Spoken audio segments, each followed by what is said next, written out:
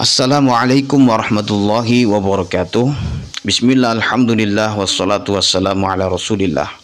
La hawla wa la quwata illa billahi, amma ba'd. Sahabat muslim Murojaah Channel yang dimuliakan oleh Allah, kembali dalam channel ini kita memurojaah kitab Matan Al-Jurumiyah ya sahabat-sahabat.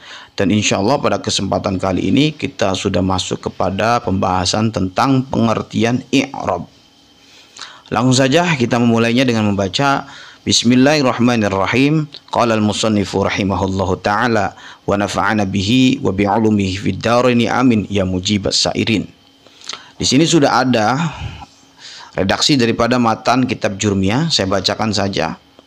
Al-i'rabu, adapun i'rab, huwa ya i'rab itu taghyiru awakhiril kalimi, perubahan akhir-akhir kalimat, likhtilafil awamili, karena perbedaan amil-amil ad-dakhilati yang masuk alaiha padanya kalim ya. Dan perubahan tersebut sahabat-sahabat di sini dijelaskan lafzan, ada kalanya perubahan secara lafaz, au takdiran, ada kalanya perubahan secara perkiraan atau takdir. Saya turunkan artinya bahwa i'rab itu adalah perubahan akhir kalimat karena perbedaan amil-amil yang masuk padanya. Dan perubahan itu, nah ini makna tafsirnya ya, dan perubahan itu baik secara lafaz ataupun perkiraan. Nah, di sini untuk pengertian daripada i'rab ya dalam redaksi kitab Matan Al-Jurumiyah. Mungkin sahabat-sahabat masih bingung. Nah, di sini akan saya jelaskan. Sebelum saya jelaskan, saya turunkan dulu contohnya supaya lebih enak. Nah, di sini ada contoh ya. Jaa Zaidun, artinya jaa telah datang, Zaidun Zaid. Zaid ini nama orang. Jadi Zaid telah datang. Yang kedua, ra'aitu, aku melihat atau saya melihat, Zaidan Zaid ya. Saya melihat Zaid. Yang ketiga, marartu bi Zaidin. Marartu, saya berjumpa, bi Zaidin, dengan Zaid. Nah, ini contoh yang saya turunkan ini nanti akan menjadi petunjuk ya untuk memahami i'rab ini sahabat-sahabat. Langsung saja saya akan ulas ya, akan bahas supaya sahabat-sahabat itu mengerti tentang i'rab. Karena i'rab ini sahabat-sahabat sangat penting sekali untuk dipelajari ketika kita ingin memiliki ataupun mendalami ilmu nahwu. Kalau kita tidak bisa memahami pengertian i'rab ini secara mendalam, maka untuk materi-materi berikutnya akan membingungkan ya, akan menjadi kendala bagi sahabat-sahabat yang belajar ilmu nahwu. Nah, terutama bagi pemula seperti itu. Oke, kita kembalikan lagi kepada redaksinya. Bahwa i'rab itu adalah taghyiru awakhiril kalimi. Saya akan garis bawahi ya, bahwa i'rab itu yang pertama ialah perubahan akhir-akhir kalimat. Nah, mana yang dimaksud dengan perubahan akhir kalimat ini? Saya tunjukkan melalui contohnya tadi. Nah, di sini ada Zaidun, Zaidan, bi Zaidin. Nah, coba kalau kita perhatikan sahabat-sahabat. Di sini sama-sama lafaz Zaid, ya nama orang Zaid. Tapi kok akhirnya berbeda-beda. Ada dun, ada dan, ada din. Nah, ini yang dimaksud dengan taghyiru awakhiril kalimi, perubahan akhir-akhir kalimat. Ada dun, ada doma, ada fathah, kemudian ada kasroh. Nah, pertanyaan seriusnya kan, kenapa kok bisa berbeda-beda seperti itu perubahannya? Baik, saya akan garis bawahi lagi. Nah, di sini likhtilafil awamili ad-dakhilati 'alaiha, karena perbedaan amil-amil yang masuk padanya. Nah, jadi kenapa bisa berubah akhir kalimatnya? Penyebabnya adalah adanya perbedaan amil yang masuk padanya. Nah, mana amil tersebut? Oke, saya tunjukkan. Nah, ini amilnya sahabat-sahabat. Ada jaa, ada ra'aitu, ada marartu. Nah, amil-amil inilah yang menentukan akhir kalimat si Zaid ini. Nah, saya jelaskan lagi kenapa kok amil jaa bisa mengharuskan dhamma. Nah, kenapa ya? Ra'aitu kenapa bisa mengharuskan Zaid ini dibaca fathah, dan marartu juga kenapa harus dibaca kasroh? Saya jelaskan bahwa dalam susunan kalimat itu ya, kalau dalam bahasa Indonesia kan ada yang namanya SPOK, subjek, predikat, objek, dan keterangan. Dalam bahasa Arab juga ada ya, ada subjek, predikat, dan objek. Namun istilahnya berbeda ya. Subjek itu kan kata kerja. Kata kerja dalam bahasa Arab ialah fi'il. Kemudian kalau ada kata kerja harus ada subjeknya, pelakunya. Mohon maaf, subjek itu kan pelaku ya, sahabat-sahabat. Kalau ada pelaku, nah ini perbedaan antara bahasa Arab dan bahasa Indonesia ya. Kalau dalam bahasa Arab itu kata kerja didahulukan, bukan pelaku dulu. Ya, jadi predikat dulu, seperti itu. Nah, ja'a ini merupakan fi'il, kata kerja. Ketika sudah ada kata kerja, maka yang belum ada itu apa, sahabat-sahabat? Yaitu yang belum ada adalah subjeknya. Nah, Zaidun ini posisinya menjadi subjek. Dalam bahasa Arab, subjek itu disebut fa'il. Dan hukum fa'il itu, ini harus diingat ya, sahabat-sahabat, ini merupakan rumus. Hukum fa'il itu wajib dibaca rofa. Rofa itu apa? Rofa itu dhammah. Nah, itu agar lebih mudah saja saya sebutkan seperti itu. Ya, jadi ja'a ini fi'il. Kalau ada fi'il harus ada fa'il. Fa'ilnya berarti Zaidun. Nah, fa'il ini hukumnya wajib dibaca rofa. Rofanya menggunakan dhammah. Makanya lafadz Zaid ini dibaca dhammah ketika ada amil ja'a. Yang kedua, ro'aitu, aku melihat. Nah, ro'a melihat, tu aku. Nah, sudah ada fi'il dan fa'il. Nah, kurangnya apa lagi nih?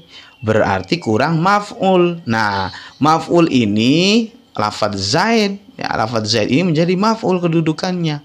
Dan maf'ul itu hukumnya adalah wajib dibaca nasab. Nasabnya menggunakan fathah alamatnya.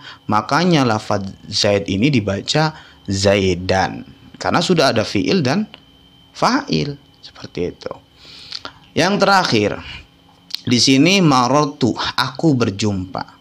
Ya, aku berjumpa. Ini ada sedikit perbedaan ya, sahabat-sahabat ya. Marartu, aku berjumpa, harusnya kan Zaidan Zaid. Coba kira-kira sahabat-sahabat ketika ada kalimat aku berjumpa Zaid. Nah, itu ada yang kurang nggak, sahabat-sahabat? Nah, itu ada yang kurang. Nah, kurang dengan. Aku berjumpa dengan Zaid, harusnya seperti itu. Nah, dalam istilah bahasa Arab atau ilmu nahwu atau sorof itu dibahas. Fi'il itu kategorinya ada dua. Ada fi'il muta'addi, ada fi'il lazim. Muta'addi itu fi'il yang sampai kepada maf'ulnya. Contohnya di sini, ra'aitu Zaidan. Aku melihat Zaid. Maf'ulnya sampai.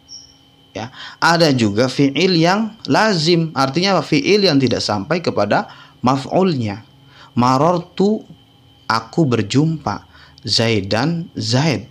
Nah, tidak nyambung, kurang ya. Itu artinya apa? Tidak sampai kepada maf'ulnya. Nah, bagaimana untuk bisa memuta'adikan fi'il lazim? Ada 3 cara, sahabat-sahabat. Ada yang memberikan tasydid pada ain fi'ilnya. Jadi yang tadinya fa'ala jadi fa'ala, yang tadinya marra jadi marrartu, seperti itu. Ya. Marrartu. Ada juga mendatangkan huruf hamzah ya. Jadi af'ala. Amrartu jadinya. Ada juga yang terakhir mendatangkan huruf jar, yaitu ba biasanya. Nah, di sini bi ini huruf jar. Kenapa? Karena fungsi huruf jar ini untuk memuta'adikan fi'il lazim marra. Karena marra ini fi'il lazim ya, tidak sampai kepada maf'ulnya. Makanya di sini menjadi marartu bi Zaidin. Aku berjumpa dengan Zaid. Seperti itu. Dan ketika kemasukan huruf jar, maka kalimat setelahnya wajib dibaca jar, dan jar itu alamatnya ialah kasro, makanya menjadi bi Zaidin. Nah, seperti itu sahabat-sahabat ya. Semoga sahabat-sahabat bisa memahaminya secara pelan-pelan karena ini penting sekali. Oke. Kemudian yang terakhir adalah lafdhan au taqdiran. Jadi perubahan itu ya tadi taghyir awakhiril kalim, perubahan itu ialah ada kalanya perubahan ini pembagian perubahan secara dua jenis. Ada perubahan itu ada kalanya secara lafziyah. Ya, ada juga secara takdir, perkiraan. Apa sih lafaz perkiraan itu apa sih? Nah, di sini saya jelaskan bahwa i'rab itu secara jenisnya ada dua ya. Ada i'rab lafzon secara lafaz. Nah, ini contohnya ja'a zaidun. Ya, perubahannya jelas, ada dun, ada dan, ada din. Jelas perubahannya terlihat. Ini secara lafaz. Ada juga takdiran secara perkiraan saja. Nah, mana contohnya? Nah, di sini ja'al fata, ra'aitul fata, marartu bil fata.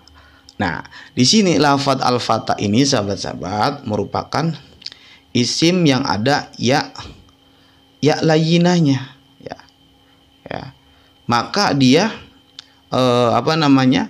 hukumnya itu tetap tidak berubah. Tidak bisa dong ja'al fatayu, tidak bisa. Ra'aitul fataya tidak bisa. Marartu bil fatayi tidak bisa. Harus ja'al fata, ra'aitul fata, marartu bil fata. Jadi ini tetap seperti ini. Mau berbeda amilnya pun tetap seperti ini. Namun i'rabnya ini secara takdir namanya. Secara perkiraan saja sahabat-sahabat. Nah ini untuk penjelasan mengenai lafzan au takdiran. Jadi lafzan ini ialah perubahannya jelas terlihat. Tapi kalau takdir perubahannya itu tidak terlihat, yaitu yang masuk kepada isim yang memiliki huruf ya layina ini di akhirnya. Seperti itu sahabat-sahabat ya. Baik sahabat-sahabat, untuk penjelasan kita kali ini tentang i'rab cukup sampai di sini. Semoga bisa membantu sahabat-sahabat untuk memahami ilmu nahwu, atau bagi sahabat-sahabat pemula ya yang sedang belajar ilmu nahwu, semoga bisa mudah untuk memahaminya. Silakan sahabat-sahabat, jika belum paham bisa diulang lagi ya, pelan-pelan untuk memahami pengertian i'rab ini. Karena i'rab ini sangat penting sekali untuk dipelajari dan juga dipahami. Karena ketika tidak paham di bagian i'rab ini, nanti ke depannya lebih sulit lagi. Seperti itu. Jadi i'rab ini menjadi modal untuk memahami ilmu nahwu. Demikian, apabila ada kesalahan mohon dimaafkan. Wallahu a'lam bishawab. Wassalamualaikum warahmatullahi wabarakatuh.